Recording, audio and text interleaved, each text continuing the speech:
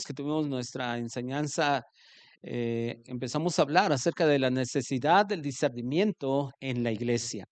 Y hoy quiero, una vez más, hablar acerca de esta necesidad, porque el discernimiento espiritual es vital para que haya una iglesia sana y además madura. Ujú. Sana y además madura. Y eso es indispensable, el discernimiento espiritual, porque sin discernimiento espiritual, en realidad, o mejor dicho, cuando no hay discernimiento espiritual, es una señal de inmadurez. Y, y- y yo creo que por eso es por lo que en muchos lados, en realidad, se cuelan tantas enseñanzas que parecieran que son bíblicas, pero en realidad no lo son. Y hace 2 semanas, no sé si recuerdan que les decía yo que hoy muchos creen, incluso practican cosas que como en la mayoría de las iglesias se practican, se cree que eso es cierto o está bien, cuando no es cierto. Ajá. Recuerdo que hace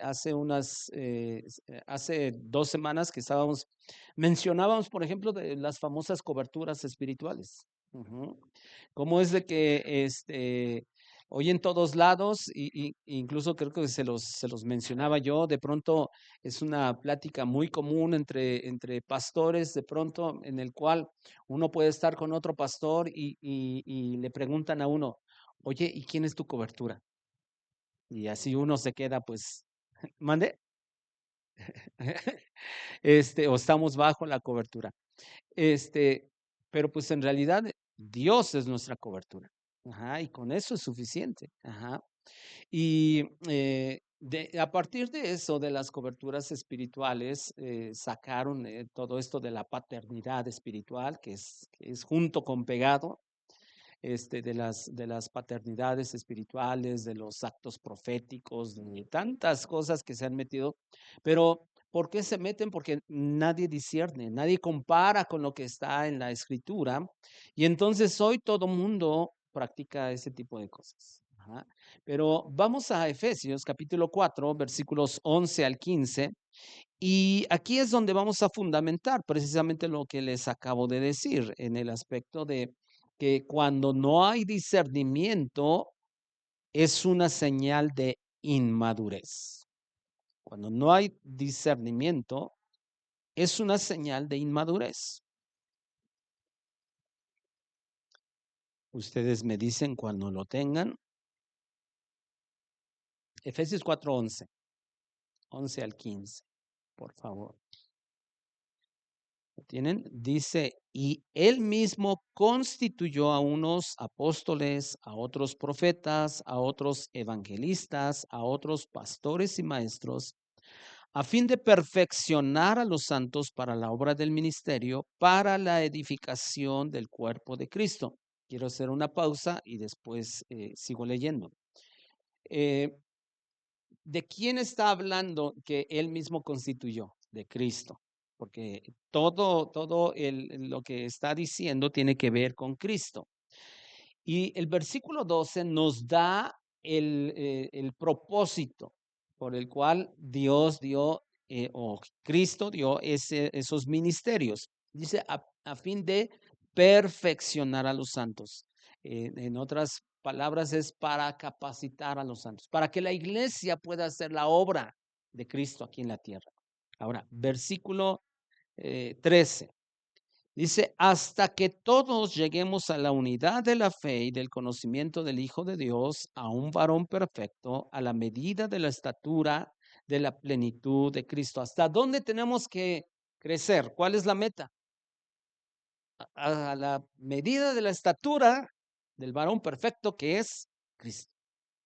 Y pues entonces estamos en pañales, ¿no? O sea, no, toda nuestra vida estaremos aprendiendo, siendo transformados, pero pues no llegaremos. Ahora, no es de que nosotros digamos, pues como no vamos a llegar, pues aquí, ahí me la llevo.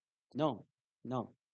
Sigamos un poquito la lectura, versículo 14. Y aquí vean lo que dice aquí esta parte de la escritura.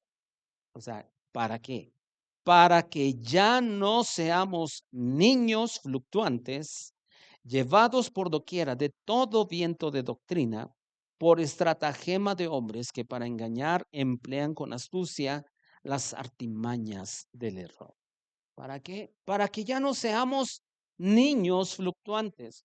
¿Y sabe a qué se refiere esa frase de niño fluctuante? Se refiere a que ya no seamos bebés. De hecho, la palabra en el original de esta frase tiene que ver con un creyente inmaduro. O sea, para que ya no seamos inmaduros, y lo podríamos leer así, este versículo 14, para que ya no seamos niños inmaduros, llevados por doquiera de todo viento de doctrina. Hay tantas iglesias que aparece una nueva doctrina, se adhieren a esa nueva doctrina. De pronto está de moda otra doctrina, como que se adhieren a esa nueva manera de... Y entonces están, ¿qué? Fluctuando. ¿Por qué? Por inmadurez, por inmadurez, nada más. Y esos bebés son llevados por cualquier viento de doctrina. ¿Por qué? Porque no tienen discernimiento.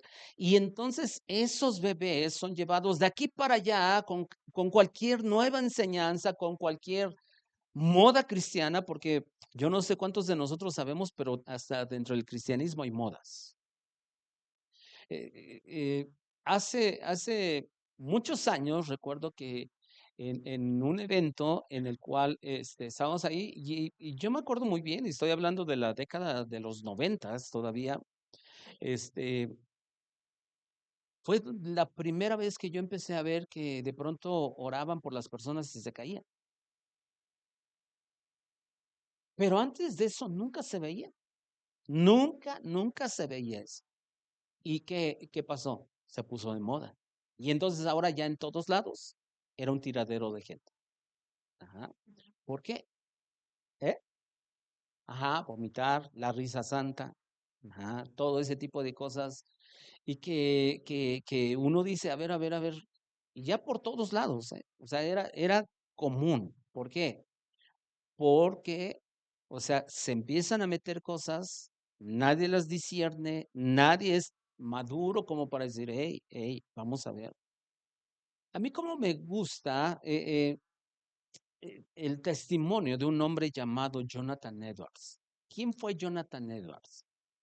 Fue un hombre que buscó a Dios y dice parte de lo que han escrito acerca de él, es que era un hombre incansable en la búsqueda de Dios y él oraba para que Dios se moviera de una manera sobrenatural, amaba las almas, quería un avivamiento, oró por avivamiento.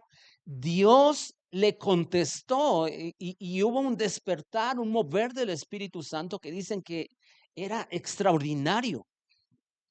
Pero ojo, cuando él empezó a ver algunas cosas, o sea, que se empezaron a salir como de que él empezó a cuestionar. Fíjense, él fue el primero que empezó a cuestionar, porque él decía, yo quiero que Dios se mueva en nuestra ciudad y que haya muchas conversiones y que la iglesia esté despierta. Dios le contesta, pero empieza desafortunadamente los excesos y las cosas que no están bien.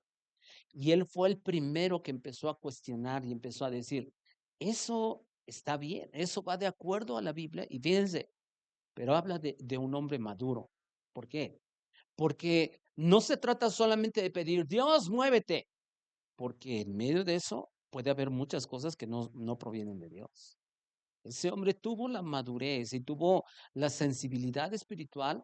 Y ¿saben qué fue lo que pasó? Porque muchos es lo que dicen y escriben. Dice, ese fue un real mover del Espíritu Santo. Muchas conversiones, muchas cosas que Dios hizo. El problema fue los excesos y que él fue el primero que empezó a cuestionarlo. Ujú. Ahora, como les decía yo, de pronto, desafortunadamente, vienen modas, modas dentro del cristianismo. Pero esos niños fluctuantes son los que van llevados por todo viento de doctrina. Ahora hagamos esto, ahora hagamos aquello, ahora esto, ahora... No, pues no hagas, o sea, nada más céntrate en lo que dice la palabra del Señor, nada más. Ajá. Pero fíjense, como dice enseguida, todavía estoy en el versículo 14, por estratagema de hombres que para engañar emplean con astucia las artimañas del error. Y esa parte de estratagema, en el idioma original da una idea de como un anzuelo. Sí, sí, entendemos eso del anzuelo, ¿no? Es lo que se le pone para atrapar a los peces, ¿no? Y precisamente eso es lo que da la idea en el idioma original, de que ponen ese anzuelo, esos hombres que para engañar emplean con astucia. O sea, astucia casi siempre está relacionada con engaño. De hecho, cuando nosotros vemos en Génesis 3 que aparece la serpiente, dice que era astuta. ¿Por qué?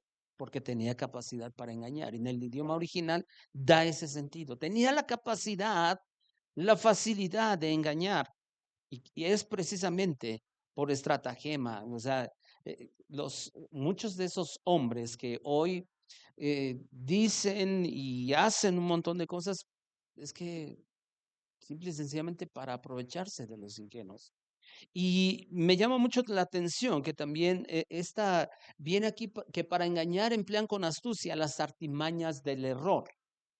Pero esa palabra error en el idioma original quiere decir fraude. Fraude. O sea, que nos quieren ver la cara. Nos quieren ver la cara.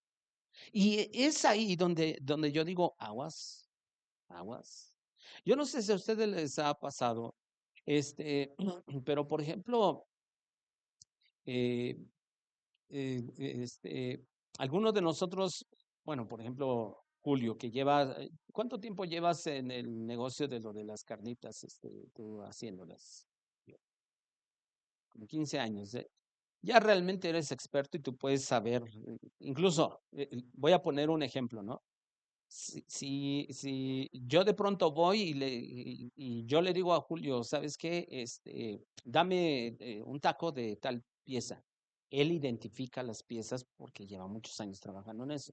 Si yo un día le dijera, oye Julio, te quiero ir a ayudar para que yo aprenda. Y si de pronto me piden un cacho, un taco de nana, yo voy a decir, pues no. Ujú. No, no sé absolutamente nada. ¿Por qué? Porque me podrían ver la cara incluso si yo como cliente incluso fuera y dijera, ¿sabes qué? Dame un taco de oreja. Y él me sirve, pero me sirve otra pieza. Y yo digo, está muy bueno el taco, pero ni siquiera fue de oreja. Pero me pueden ver la cara, ¿por qué? Porque yo no conozco. Es precisamente eso es lo que hacen estos hombres que para engañar emplean con astucia las artimañas del error porque cometen fraude. Te dan gato por liebre. Pero vean el versículo 15. Dice, sino que siguiendo la verdad en amor, crezcamos en todo, en aquel que es la cabeza, esto es Cristo. Por eso es por lo que el pasaje nos está hablando de dejar de ser inmaduros para ser maduros y parecernos más a Cristo. Ujú. Por eso precisamente, y los que han crecido espiritualmente, perdón, tienen la capacidad de distinguir entre lo verdadero y lo falso. ¿Por qué? Porque son creyentes que conocen la palabra del Señor, que no se van con la finta de cualquiera que se para y que puede leer una parte de la Biblia y decir un montón de cosas que no tienen nada que ver con ese pasaje bíblico. Y la verdad es que en las iglesias hay muchos que no han madurado espiritualmente. Y a mí, yo les voy a decir, es una de mis preocupaciones como pastor, que realmente nosotros podamos realmente ir hacia una madurez espiritual. Y la madurez espiritual, una de las cosas cómo se manifiesta es cuando yo sé discernir entre lo verdadero y lo falso. Y obviamente otra señal de madurez espiritual tiene que ver con cuestiones de carácter. Ajá. Tiene que ver con cuestiones de carácter, pero yo creo que tristemente hay mucha inmadurez dentro del cuerpo de Cristo en general, porque muchos de nosotros como pastores tenemos la culpa. Y ahorita voy a decir, o sea, no toda la culpa, pero parte de la culpa vienen de nosotros los pastores. ¿Por qué? Porque a los pastores, como nos gusta dar mensajes motivación, mensajes que quieren caerle bien a la gente. Ajá, para que le caiga bien a la gente, para que la gente salga motivada, movida en sus emociones. Pero la palabra de Dios no es para eso, aunque nos puede impartir fe, pero es otra cosa. Es otra cosa cuando en realidad el mensaje que se está dando puede impartirnos fe y decir, sí, sí lo podemos lograr, o yo creo que Dios puede hacer esto, y eso, bueno, motiva nuestra fe, pero no nuestras emociones, o sea, no exclusivamente nuestras emociones. Y entonces es ahí donde yo veo que parte de la culpa de la inmadurez de las iglesias es simple y sencillamente porque los mensajes son motivadores, son cargados de emociones que precisamente solo mueven emociones, pero no produce un cambio real en nosotros. Más de una vez yo lo he mencionado y lo quiero volver a repetir. Yo prefiero y de verdad yo le pido a Dios que aquellos que predicamos aquí y que más adelante, primeramente Dios, algunos yo creo que pueden ir poco a poco tomando tiempos de enseñanza para que nos estén enseñando la palabra de Dios, que realmente digamos o nuestro mensaje esté basado en lo que dice la Biblia. No en lo que, no para caerle bien a la gente. Y lo he mencionado, mejor díganme, confronten mi pecado, confronten mi manera de ser. Porque de qué me serviría y de qué les serviría a ustedes, hermanos, que yo les dijera, ay, hermanos, yo lo único que veo es pura prosperidad sobre ustedes. Si no confrontamos nuestro pecado. ¿Ah? Si de pronto a aquel que es enojón no le decimos hermano, tienes que aprender a tener dominio propio. Tienes que aprender a ser manso y humilde como el Señor. ¿De qué nos serviría? Pero vuelvo a repetir, parte de la culpa de la inmadurez de la iglesia tiene que ver con que en los púlpitos lo único que sale, simple y sencillamente son palabras, como dice Isaías en una parte, palabras bonitas, halagueñas, pero no producen cambios reales. Desde los púlpitos se cuentan muchas veces mitos, historias, pero no mensajes que realmente confronten nuestra manera de vivir. Incluso muchos de los mensajes que salen de los púlpitos no tienen contenido doctrinal y teológico. Y, y ese es un problema.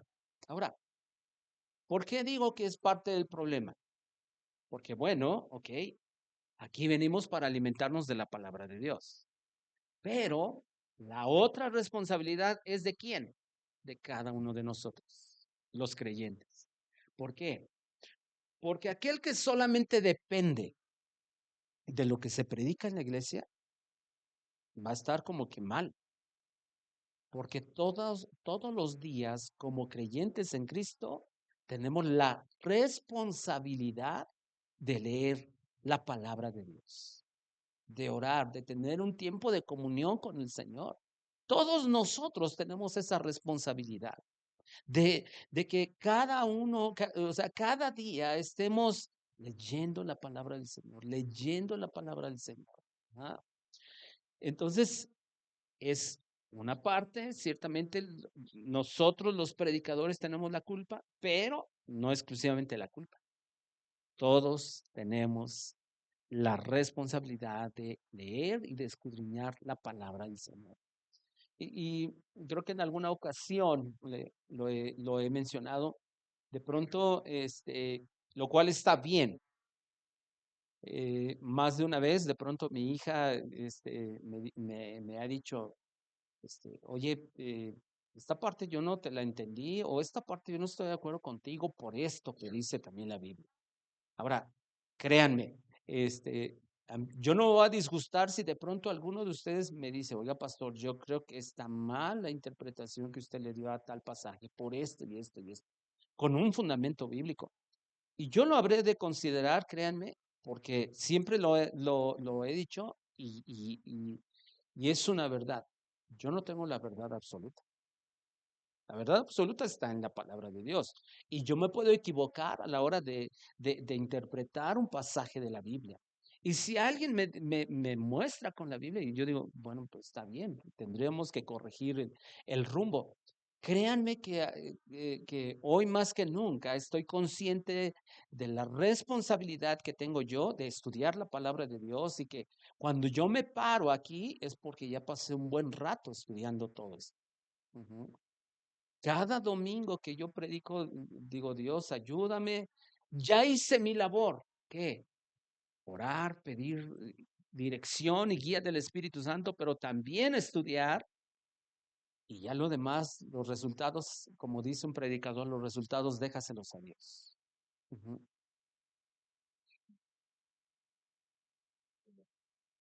Así es. Ujú, ujú. Y eso es lo que debemos hacer, hermanos. Y de verdad se los digo. Ustedes tienen la responsabilidad de corroborar, como dice Julio, si realmente lo que estamos enseñando es cierto o no. Ajá. Eh, Cada uno entonces es responsable. Cada uno. Y entonces en la medida que yo más conozco la palabra del Señor, menos o soy menos vulnerable a ser engañado. Hay menos riesgo. Vamos a Hebreos capítulo 5, versículo 11 al 14. Hebreos capítulo 5, versículos 11 al 14.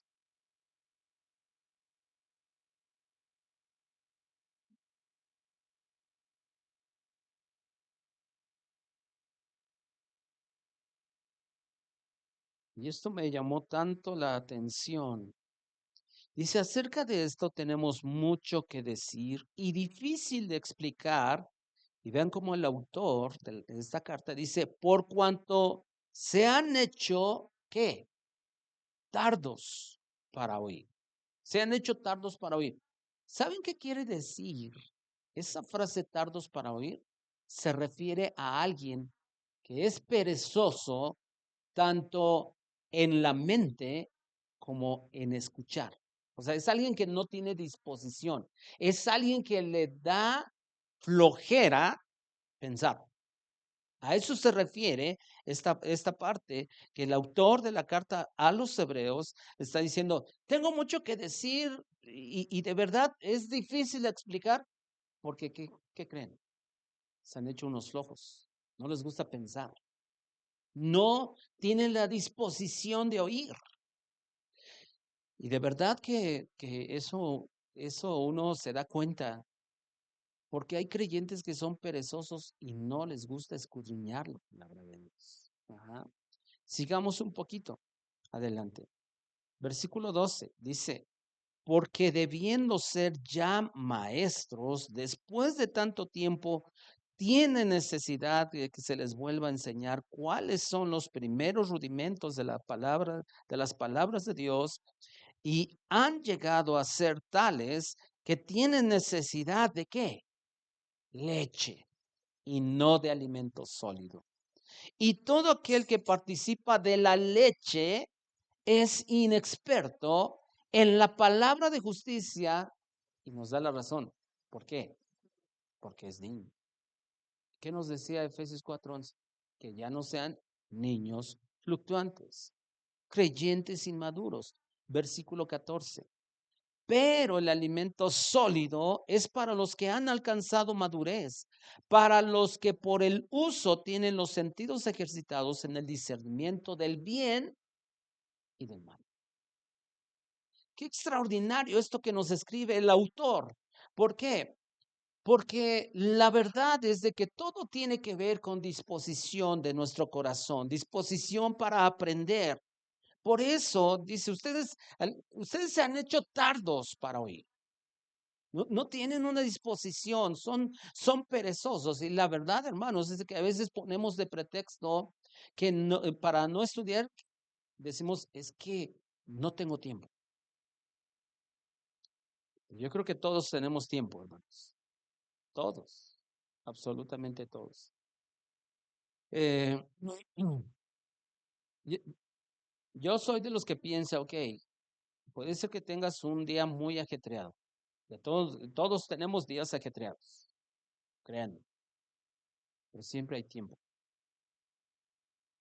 Yo soy de los que piensa, o te desvelas, o sea, te desvelas en la noche y que nadie te interrumpa, o te levantas muy temprano para que nadie te interrumpa.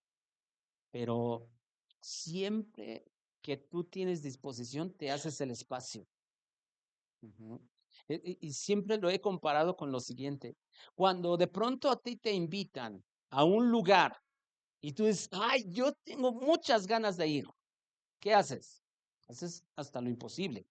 Si tienes que ir a trabajar, hasta pides permiso para no ir a trabajar. O dices en una de esas, ay, no hay problema, que falte, que me descuenten y que esto, que aquello. Mueves cualquier cosa, con tal de que es que quiero estar ahí. La disposición te hace muchas veces hacer el espacio. Pero cuando no tienes disposición, pues no te haces ni el espacio. Pero siempre hay tiempo, hermano. Siempre hay tiempo. Y hay un pastor que él dijo un día que una de las cosas, y alguien podría poner un pero a esa frase, pero dice, una de las cosas que demostrará las redes sociales es de que sí teníamos tiempo. Porque algunos de nosotros podemos pasar en redes sociales o en la televisión o en la computadora o en el celular mucho tiempo y a veces decimos, ay, es que ya no me dio tiempo a leer la Biblia. No, siempre tenemos tiempo. Siempre tenemos tiempo, solo que muchas veces es cuestión de organizarnos y sobre todo disponer nuestro corazón y nuestro tiempo. Pablo también escribió acerca de esa situación de la inmadurez. Y acuérdense, mi punto es, ¿por qué muchas veces no hay discernimiento espiritual? Es por inmadurez. Por inmadurez. Vamos a primera carta que escribe el apóstol Pablo a los Corintios, capítulo 3, versículo 1 y 2. Ya vimos como el autor de la carta a los hebreos también él dijo, pues lo que pasa es de que algunos no tienen disposición para aprender, son flojos. Y hay una inmadurez. Primera carta a los Corintios, capítulo 3, versículos 1 y 2, dice de la siguiente manera. De manera que yo, hermanos, no pude hablarles como a espirituales, sino como a carnales. ¿Y qué dice? Como a niños en Cristo. Les di a beber leche y no vianda, porque aún no eran capaces, ni son capaces todavía. Y a mí siempre me ha llamado la atención por qué Pablo tiene que escribir esto a los corintios. ¿Por qué a los corintios? Los corintios era una iglesia donde había una manifestación de los dones extraordinarios. Por eso Pablo tiene que hablar acerca de los dones y tiene que regirlo de los dones. O sea, como quien dice, era una iglesia avivada en los dones espirituales, pero era una iglesia sumamente inmadura. ¿Cómo podemos saber que era una iglesia inmadura? Estaban peleando entre ellos. A cada rato se peleaban. Se estaban demandando ante tribunales humanos. Y Pablo lo está condenando. tenían un montón de problemas, no tenían disciplina, tenían un chorro de cosas. Pero esos sí estaban avivados en dones espirituales.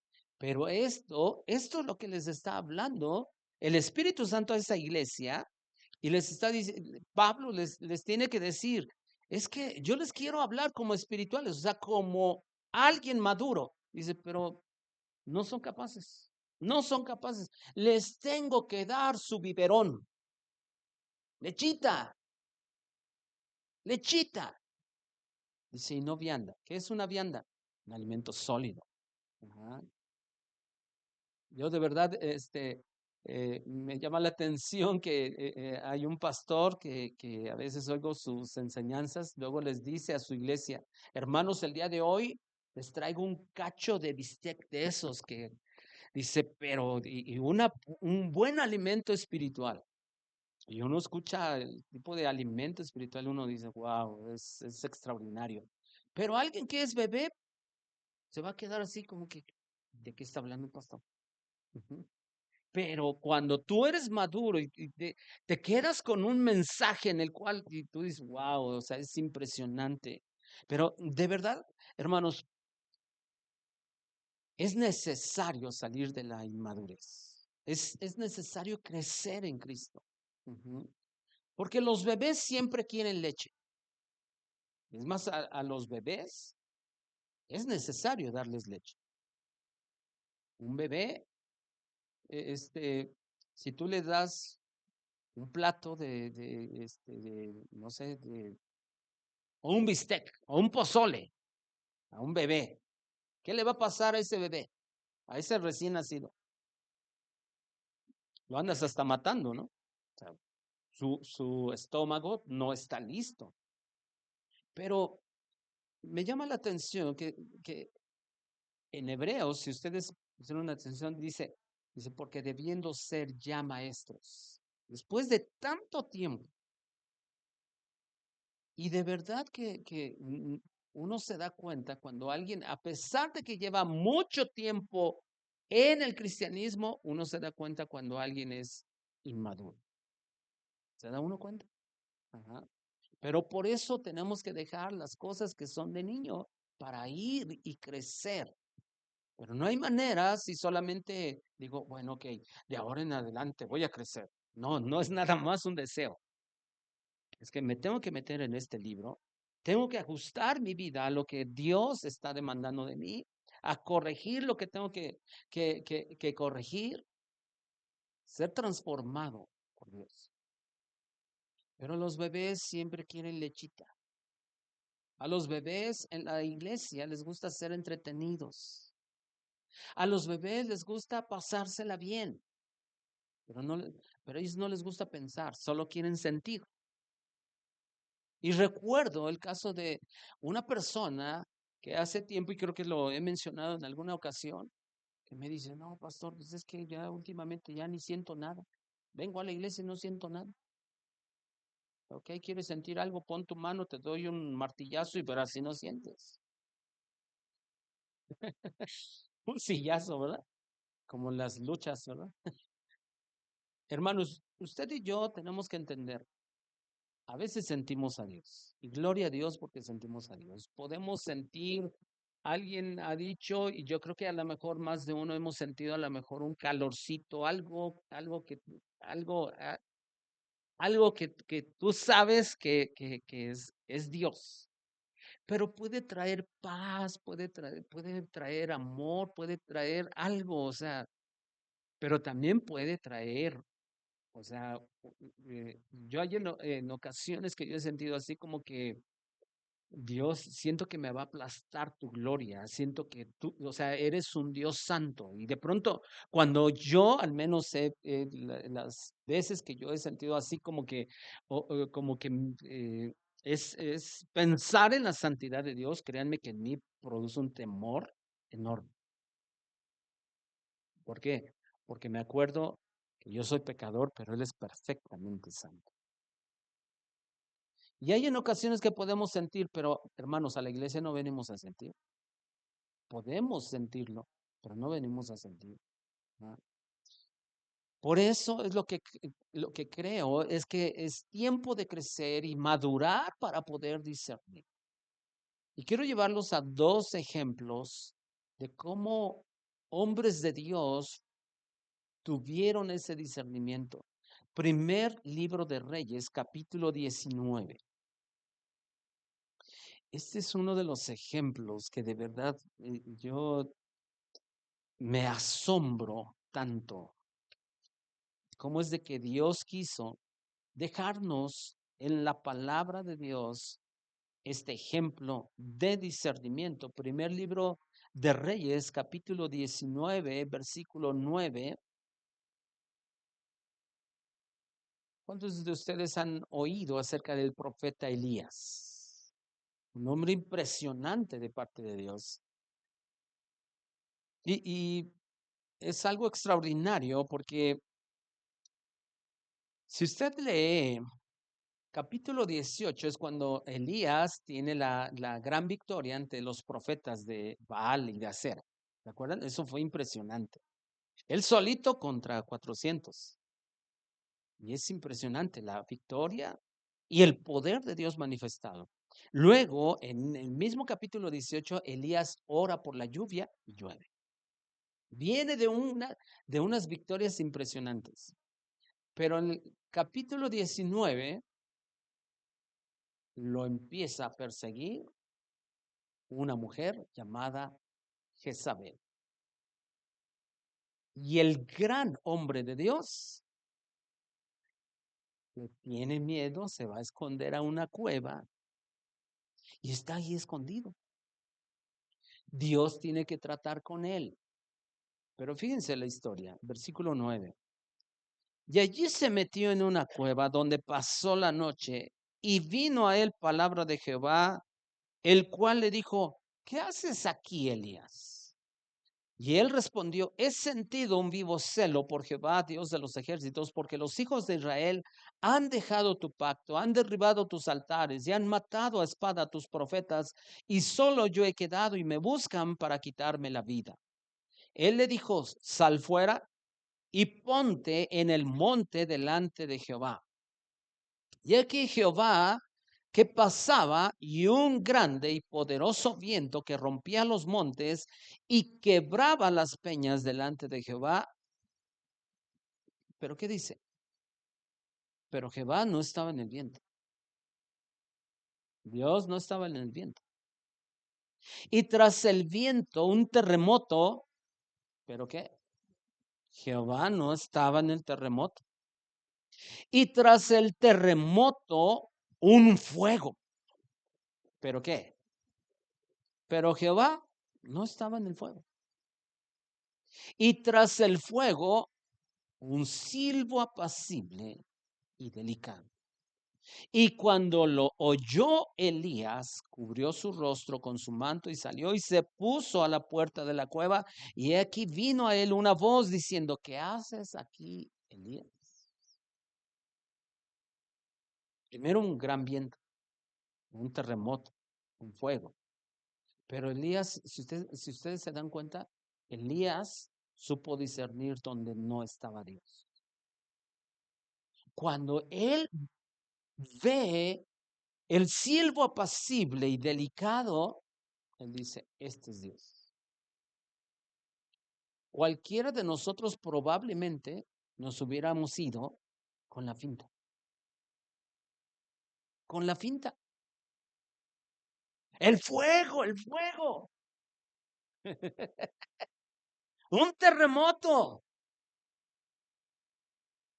Porque muchos piensan que solo en el fuego y en el terremoto y en lo espectacular. ¿Y se puede manifestar? Claro que sí. Pero en esta ocasión, Elías tuvo el discernimiento para saber que estaba el Señor en el silbo apacible de él. Entonces, nosotros nos damos cuenta cómo es de que Elías pudo dejarse llevar por lo impresionante de las señales, pero no fue así. Él supo discernir sin dejarse llevar por sus sentidos. Porque, ojo, hermanos, Cuando se trata de discernir, ahí están nuestros sentidos. Y si nos dejamos llevar por nuestros sentidos, cuidado, cuidado. El otro ejemplo, Hechos capítulo 16, versículo 6. Hechos 16, 6.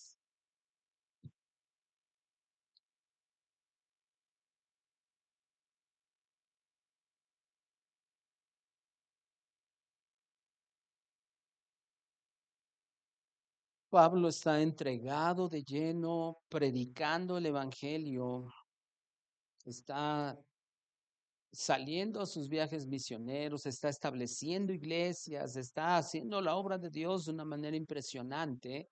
Pero este pasaje, híjole, es algo extraordinario. Fíjense, vamos a leer del 6 al 9. Y atravesando Frigia y la provincia de Galacia, les fue prohibido por el Espíritu Santo hablar la palabra en Asia. ¿Cómo? Les fue prohibido por el Espíritu Santo. Y cuando llegaron a Misia, intentaron ir a Bitinia, ¿pero qué? Pero el Espíritu Santo no se lo permitió. Pregunta, si tú vas a un viaje misionero, tu labor es ir y predicar, ¿sí o no? Pero ¿quién no lo dejó? El Espíritu Santo. Cualquiera, muy seguramente, si nos hubiera pasado a nosotros, hubiera dicho, no, yo vine a predicar y aquí voy a predicar. Y hubiera dicho, si hay oposición, es el diablo. Pero Pablo entendió muy bien. El Espíritu Santo se lo impidió. Les fue prohibido por el Espíritu Santo. Y fíjense, versículo 8. Y pasando junto a Misia, descendieron a Troas y se le mostró a Pablo una visión de noche. Un varón macedonio estaba en pie rogándole diciendo, pasa a Macedonia y ayúdanos. Y él entiende, esa es la dirección del Espíritu Santo. O sea, él quiere ir a una ciudad, el Espíritu Santo se lo prohíbe, quiere ir a otra, el Espíritu Santo dice, no, recibe una visión de noche. Dios le estaba hablando de dónde tenía que ir. Cualquiera de nosotros seguramente nos hubiéramos equivocado, pero Pablo tuvo y tenía obviamente la madurez, el discernimiento espiritual para saber realmente cuál era la dirección de Dios. Vuelvo a repetir, cualquiera de nosotros podríamos aferrarnos a predicar en esos lugares y haber ignorado la voz del Espíritu Santo. Pero Pablo supo discernir la dirección del Espíritu Santo. Y hoy podemos discernir la dirección del Espíritu Santo por medio de la palabra de Dios, por medio de las Escrituras. Y recordemos que nunca el Espíritu Santo va a contradecir la Biblia. Nunca, nunca. Por esta razón podemos confiar plenamente que seremos guiados por el Señor al hacer caso lo que dice la Biblia. La Biblia una y otra vez nos manda a discernir lo falso de lo verdadero o al revés. Los judíos no pudieron discernir que Jesús era el Cristo. ¿Se acuerdan? Lo tenían enfrente y no supieron discernir que era el Mesías. Por esa razón es que lo llamaron blasfemo, endemoniado, loco. Por eso. La gente del mundo no puede discernir lo bueno de lo malo y por eso a lo malo le llaman ¿qué? Bueno. Y a lo bueno le llaman malo. No tienen discernimiento, pero es natural. Son personas del mundo. Por eso yo creo que es tiempo que la iglesia madure y aprenda a discernir quién realmente habla de parte de Dios y quién no habla de parte de Dios. Aunque esa persona tenga una apariencia de piedad o use un lenguaje religioso o incluso, hermanos, haga grandes señales. Y quiero que terminemos en Mateo capítulo 7, versículos 21 y 22.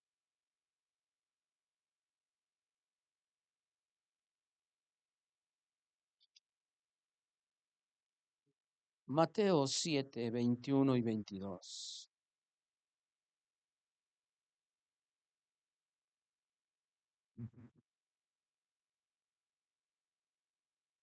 Y a mí, cuando leo este tipo de pasajes, como Mateo 7, 21 al 23, de hecho, siempre me digo, Señor, no permitas que me deje yo llevar por lo impresionante.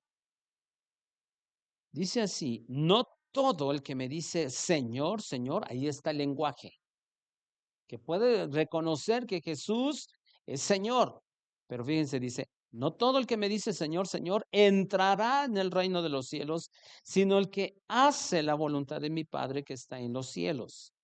Muchos me dirán en aquel día, Señor, Señor, ¿no profetizamos en tu nombre? Y en tu nombre echamos fuera demonios.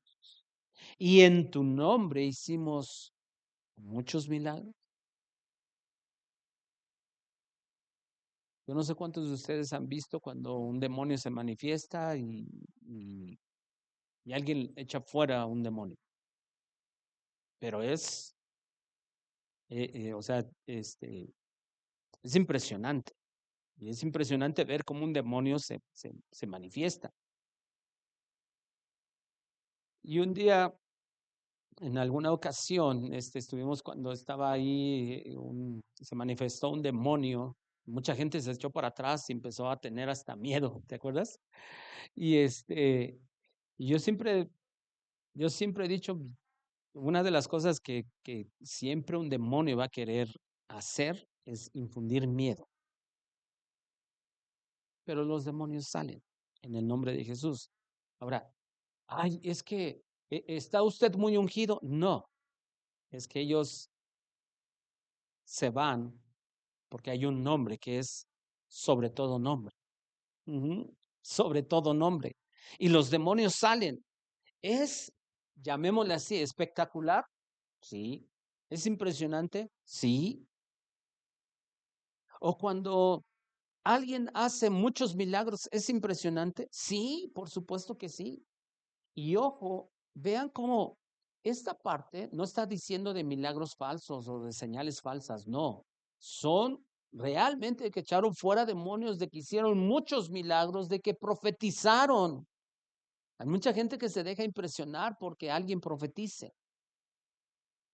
Pero les voy a decir algo. Y aquí el Señor está diciendo, algunos me dirán, Señor, Señor, en tu nombre hicimos esto, cosas espectaculares.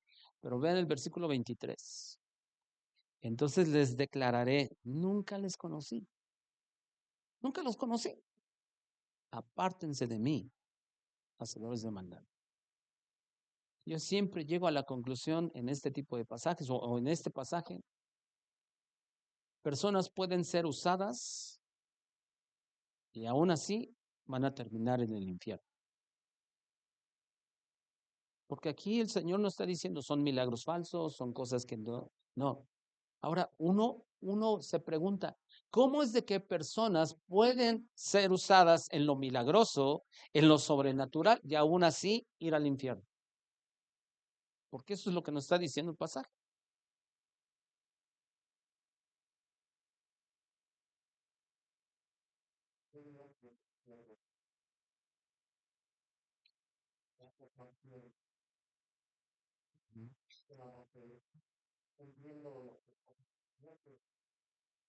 Ujú, ujú. Sí. Por eso, hermanos, necesitamos crecer espiritualmente, tener un discernimiento, porque si no nos vamos a dejar llevar por lo impresionante. Pero lo impresionante, lo sobrenatural, no siempre quiere decir que esa persona es salva.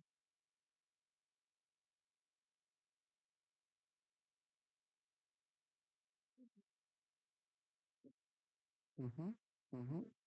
Siguen en lo mismo, hasta peor muchas veces.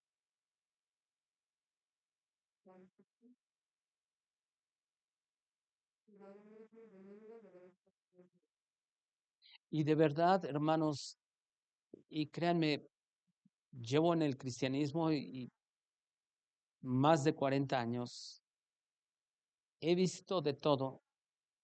Y no estoy diciendo que lo sé todo, porque no, hay tantas cosas que necesitamos aprender. Pero créanme que he visto de todo, sanidades extraordinarias que Dios ha hecho, cosas impresionantes que Dios ha hecho. Y ojo, no estoy diciendo que yo he orado, ¿eh? O sea, porque no, yo no me estoy parando el cuello, o sea, yo nada más que he visto. ¿Y saben qué? Tristemente, muchas personas, a pesar de haber recibido milagros extraordinarios, su condición es peor muchas veces. Y uno se queda, wow, es increíble. Un día a una persona la llevaron a una campaña de sanidad, estaba enferma esa persona, supuestamente oraron por ella, por sanidad, y le dijeron, eres sana en el nombre de Jesús. De pronto regresa a su casa, no sé por qué, este, pero se enteró que su grupo preferido estaba en un baile y dice, ay, cómo me gustaría ir y en este momento bailar con ese grupo y que no sé qué tanto. Unos días después, no sé, si acaso un mes después, se murió. ¿Y qué pasó con la supuesta sanidad? ¿Qué pasó? ¿Qué pasó con lo que supuestamente se manifestó ahí? Sí, después, o sea, la evidencia es de que ella quería seguir en su misma vida.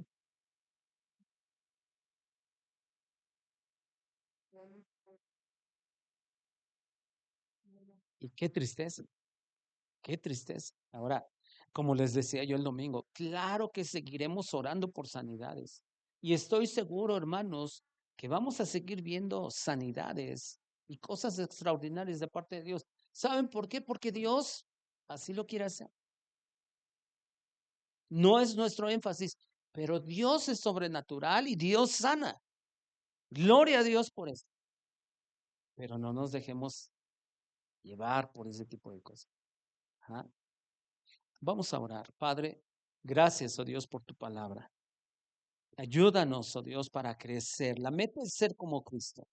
La meta no es ser como un hombre, no es hacer lo que hace un hombre, por muy impresionante que sea, aún por mucho entendimiento en tu palabra que tenga. No, la meta no es ser como algún ser humano, como algún siervo tuyo. La meta es ser como Cristo. Y Señor, algunos solo quieren hacer las cosas que hizo Cristo sin desarrollar el carácter, sin aprender a ser manso y humilde. Padre, aquí estamos. Queremos dejar de ser bebés e ir hacia adelante, madurar en Cristo, que nuestra vida manifieste que realmente estamos avanzando. Señor, ¿cuántas veces tu palabra a través de diferentes autores estaban diciendo, les quiero enseñar algo más, pero no son capaces todavía? Pablo le escribió a la iglesia en Corinto, diciendo, ustedes son carnales, son niños en Cristo, no han madurado. Y algunos de nosotros puede ser que llevemos algún tiempo ya y debemos de haber ya avanzado y sin embargo a veces seguimos con nuestra misma actitud, Señor, de niño, con un carácter que no ha sido transformado y que constantemente, oh Dios, nos estamos equivocando. ¿Y cómo es de que la iglesia en general, oh Dios, muchas veces nos dejamos llevar por vientos de doctrina, pero que solamente producen engaño y desviación de la genuina fe en Cristo? Ayúdanos, Dios, necesitamos tu gracia para crecer, para ser como nuestro amado Señor y Salvador. Gracias porque yo sé que tu Espíritu Santo nos está llevando a más, Señor. Danos hambre por tu palabra, danos el deseo, oh Dios, realmente de poder avanzar y reflejar en toda nuestra vida que Cristo vive en nuestro corazón. Te honramos y te bendecimos en el nombre de Jesús. Amén y amén. Que Dios les bendiga a todos. Renovado fui.